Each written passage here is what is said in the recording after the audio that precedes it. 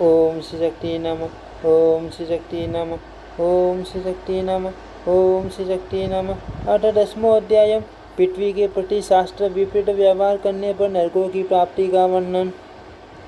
नारद जी बोले भूमि का दान करने से होने वाले पुण्य तथा उसका हरण करने से होने वाले पाप दूसरे की भूमि छीनने से होने वाले पाप, दूसरों के द्वारा खोदे गए जलीन कुएं को बिना उसकी आज्ञा लिए खोदने, अम्बुवासी दिनों में भूख नंग करने, पृथ्वी पर वीर्य त्याग करने या दीपक रखने से जो पाप होता है उसे मैं इतने पूर्वक सुनना चाहता हूँ। हे वेद वेताओं में श्रेष्ठ, मेरे पूछने के अतिरिक्त अन्य भी जो पृथ्वी संबंधी पाप हो उसे तथा उसके निराकरण का उपाय बताइए। श्री नारायण बोले, जो मनुष्य भारतवर्ष में वित स्थित बीता मात्र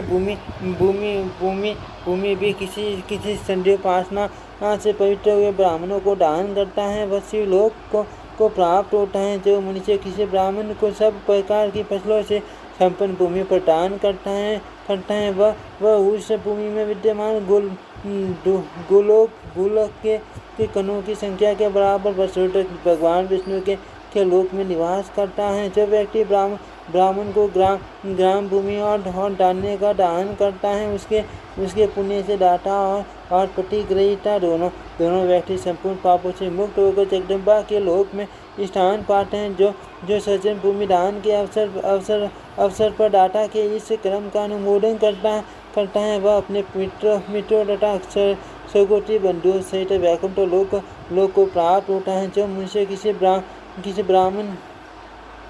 ब्राह्मण की अपने अथवा दूसरे द्वारा दी गई आजीविका को उससे छीनता है, वह सूर्य तथा चंद्रमा के स्त्री प्रेम कालसूत्र नरक में रहता है। इस पाप के प्रभाव से उस व्यक्ति के पुत्र पौत्र आदि भूमि से हीन रहते हैं।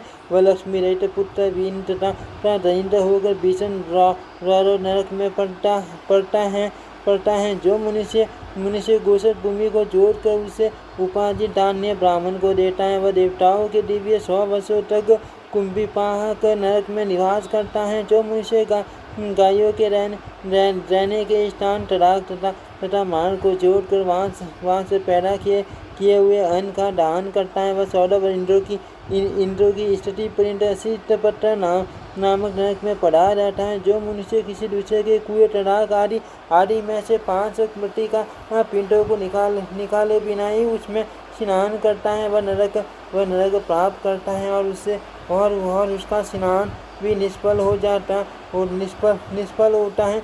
जो कामश्रेष्ठ पुरुष एकांत में पृथ्वी पर वीर्य का त्याग करता है, वहाँ की जमीन पर जितने डोलकन है उतने वर्षों तक वह रौरव नरक में वास करता है। जो मनुष्य अम्बुवासी काल में भूमि खोदने का कार्य करता है, वह कर्मी दंश नामक नरक में जाता है और वहाँ पर 4 युगों तक उसकी स्थिति रहती है। जो मूर्ख मनुष्य किसी दूसरे के लुप्त कुएं पर अपना कुआं तथा लुप्त बावली पर अपनी बावली बनवाता है, उस कार्य का सारा फल उस दूसरे व्यक्ति को मिल जाता है और वह स्वयं तप्त कुंड नामक नरक में पड़ता है। वहाँ पर 16 इंद्रों की स्थिति पर्यंत कष्ट भोगते हुए वह पड़ा रहता है।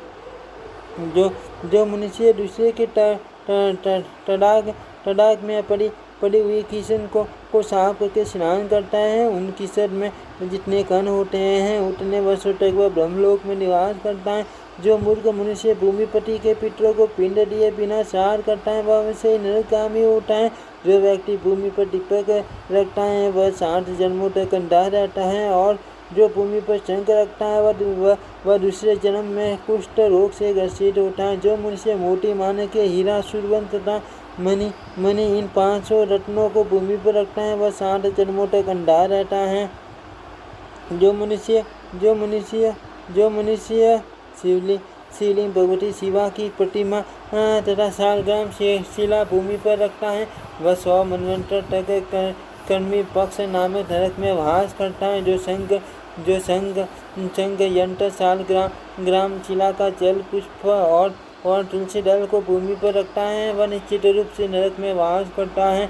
जो मन बुद्धि मनुष्य मनुष्य जप माला पुष्पमाला कपूर तथा गोरोसन को भूमि पर रखता है, वह निश्चित रूप से नरकगामी होता है। चंदन काष्ठ रुद्राक्ष और कुश की जड़ जमीन पर रखने वाला मनुष्य एक मनवंतर पर्यंत नरक में वास करता है। जो मनुष्य पुस्तक तथा यज्ञ पवित्र भूमि पर रखता है, वह अगले जन्म में विप्र योनि में उत्पन्न नहीं होता। जो सभी वर्णों के द्वारा पूज्य ग्रंथ युक्त यज्ञ पवित्र को भूमि पर रखता है, वह निश्चित रूप से इस लोक में ब्रह्म हत्या के समान पाप का भागी होता है। जो मनुष्य यज्ञ करके यज्ञ भूमि को दूर से नहीं सींचता, वह 60 जन्मों तक कष्ट भोगता हुआ तप्त भूमि नामक नरक में निवास करता है। जो मनुष्य भूकंप तथा ग्रहण के